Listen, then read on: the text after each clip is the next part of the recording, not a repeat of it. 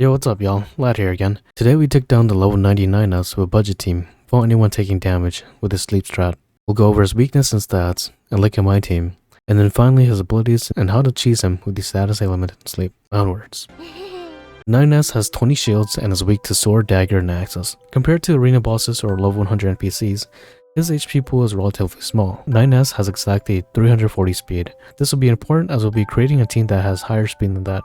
Now do understand that this is a physical DPS check battle. You do not want to drag this battle out, as 9S will clap your cheeks. So taking a look at our team lineup, it's very slot specific, and except for 9S's beginning debuffs. Slot 1 and then moving down after is Tahir at max level. If you're following this guy to a T, your Tahir does not need to be at level 80.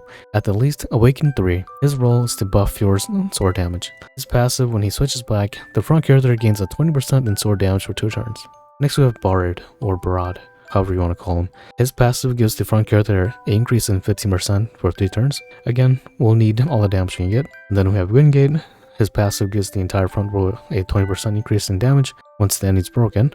Next we have Good Boy Theo. 9S is weak to axes, so you can opt to use any apothecary that has a 3-hit attack for breaking shields, such as Shelby or Elfin, or you can use any other warriors or dagger users with a 3-hit attack. You just have to make sure your speed is above 340. Then on to our back rows, we have our damage dealers. They're in the back row because of 9S's initial debuffs, and if things were to go wrong, they won't be debuffed. Fiora, or Best Girl, is behind Tahir. We'll switch immediately so Fiora gets the 20% sword damage. She is our main DPS, and ideally we're going to be switching out all these characters to the back row. So Therion moves to the front and gets the 3-turn 15% attack buff from Bard. He is our shieldbreaker with his triple dagger ability, and our secondary DPS unit. And then we have Ritu. She moves to the front, and Wingate's passive is now active for when we break 9S. She's also our shield breaker and DPS as well. Glassum can buff the other 3 main DPS. Now looking at equipment abilities, you want to equip the highest value attack weapons and armor that you have. You want equipment that's going to give you speed, as 9S's speed is again at 340. Tahir is using the Fiend's Blade, and even with speed equipment, he does not reach above 340. And that's fine, as he'll be in the back row. Just make sure to equip Stout Wall or any support skills for when 9S is sleeping. Your characters don't want to attack and wake him up prematurely. Then Barad. You really don't need to equip him for anything. His role is his passive for Therion. Winigate is a thief and fast ready, so his speed should be above 340. Equip him with the strongest weapons you have, so he can also deal damage as well. And again, equip a support skill for when 9S is sleeping. Theo can be any character that 9S is weak to. You just have to make sure the speed is above 340 and has a 3-hit attack. Now you can increase your speed through agility accessories and the huge chomper vest found in the nameless town weaponsmith, which gives you 23 speed. Now with Fjord, slap some of the best armors and weapons you have. For abilities, she has a support skill along for Crumbling Cut and Trifold Slash. She was a tad bit slower, so I slapped the speed belt on her, getting her speed up to 340. Therion is a thief, and again, they're pretty fast. Slap some armor in him and weapon, and whatever accessory you have to increase his attack. For skills, you want Restrained Foe, Paralyzing Tooth, and Triple Bite. Ritu, again, slap something on her. Make sure her speed is above 340. For skills, you want Unparalleled and Well Twin Deadly Dance. And finally, Glassum, again, slap some armor on him.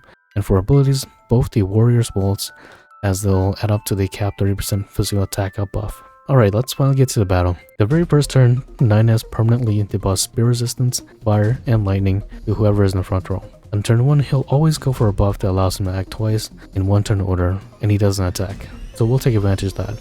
Go for as many breaks as you can, preferably at least 12 to 15. On turn 2, you'll make sure you break and do as much damage as you can.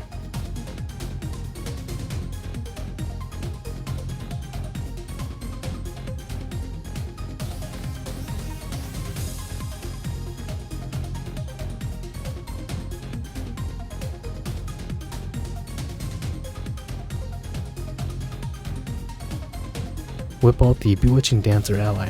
If this fails, you can run away next turn and try all over again.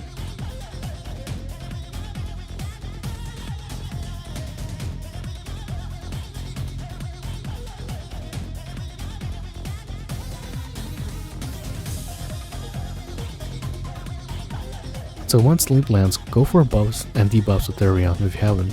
But more importantly, bring out Glassum for his physical attack buffs. The next turn then should be the final turn of the sleep status effect.